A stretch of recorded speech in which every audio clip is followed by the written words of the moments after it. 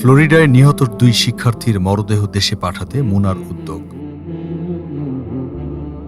ফ্লোরিডায় নির্মম হত্যাকাণ্ডের শিকার বাংলাদেশি শিক্ষার্থী জামিল আহমেদ লিমন ও নাহিদা সুলতানা বৃষ্টির মরদেহ দেশে পাঠাতে গুরুত্বপূর্ণ ভূমিকা রেখেছে মুসলিম উম্মাহ অফ নর্থ আমেরিকা মুনা। সংগঠনটির উদ্যোগে মরদেহ দুটি নিজ নিজ পরিবারের কাছে হস্তান্তরের প্রক্রিয়া সম্পন্ন করা হয়। একই সঙ্গে জানাজা অনুষ্ঠান আয়োজন ও প্রয়োজনীয় সমন্বয় কার্যক্রমেও সক্রিয় ভূমিকা রাখে মুনার নেতৃবৃন্দ ও স্বেচ্ছাসেবকরা। এদিকে পুরো বিষয়টির সার্বিক তদারকি করেছে ওয়াশিংটনে অবস্থিত বাংলাদেশ দূতাবাস এবং মায়ামিতে বাংলাদেশ কনস্যুলেটের ঊর্ধ্বতন কর্মকর্তারা। সংশ্লিষ্ট সূত্র জানায়, প্রবাসে এ ধরনের সংকটময় পরিস্থিতিতে মুনার দ্রুত উদ্যোগ ও সমন্বয় কার্যক্রম প্রশংসিত হয়েছে।